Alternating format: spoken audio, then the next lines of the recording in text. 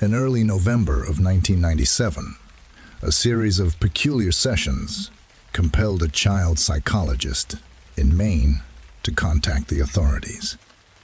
It all began when one of his patients started talking about an imaginary friend named Mr. Smile. Despite being perceived as imaginary by both the psychiatrist and the boy's parents, the child discussed Mr. Smile extensively during sessions. According to the boy, Mr. Smile always wore a smile, and his presence brought overwhelming happiness.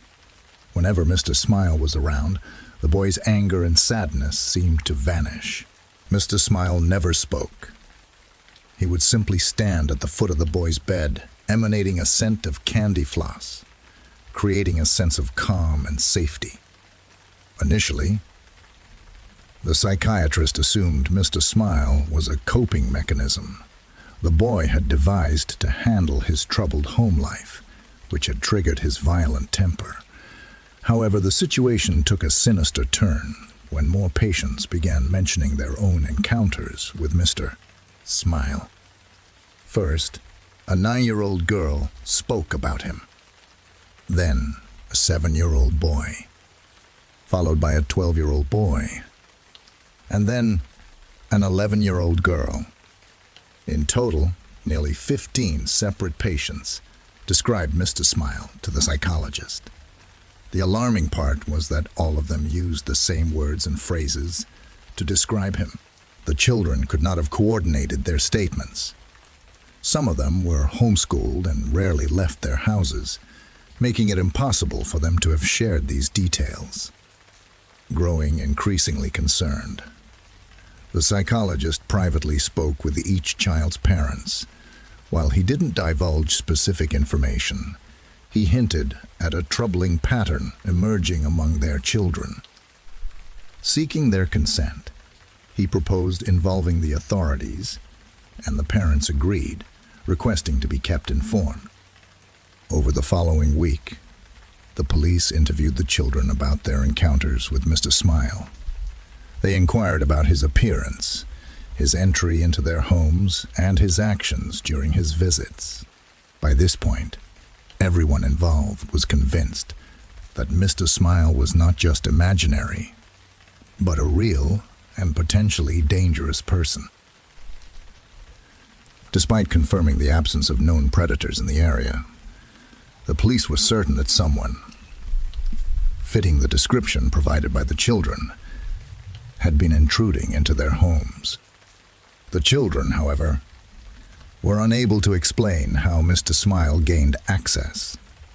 They would simply wake up, and there he would be, standing at the foot of their beds. Sometimes, they claimed he sang a lullaby, like tune in a language they couldn't identify, instilling a sense of security.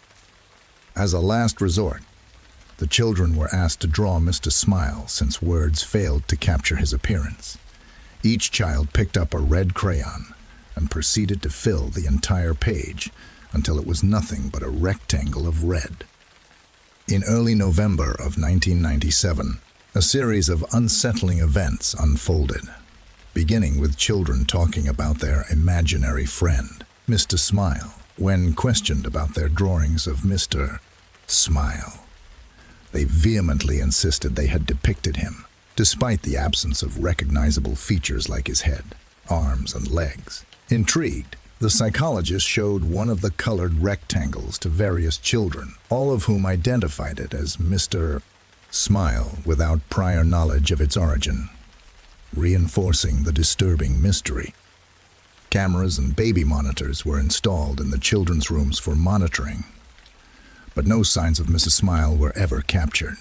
A shared delusion theory emerged, speculating that perhaps the concept of Mr. Smile was rooted in a common TV show or film. Doubts grew until, one by one, the children started disappearing mysteriously. One of the boys vanished without a trace, leaving behind a scent of cotton candy in his room. Subsequent disappearances followed, leaving only 4 children behind, who spoke of Mr. Smile and his friends planning to take them to the happy place. They described being communicated with in their heads, seeing horrifying images that led to headaches, nausea, and hallucinations. Things took a darker turn as the children experienced escalating distress. They stopped sleeping, exhibited strange behaviors, and spoke in an unidentified language. The psychiatrist managed to gain the trust of one boy, who wrote down Mr. Dane the trust of one boy, who wrote down Mr. Smile's disturbing messages in a book, contents known only to him and the authorities, shrouded in secrecy. As 1999 dawned, all 4 children vanished mysteriously, leaving no traces behind. Despite extensive searches, there was no indication of their whereabouts, dead or alive. No suspects were found, and their disappearances, like others before them, remained inexplicable, leaving a haunting void in the lives of those left behind.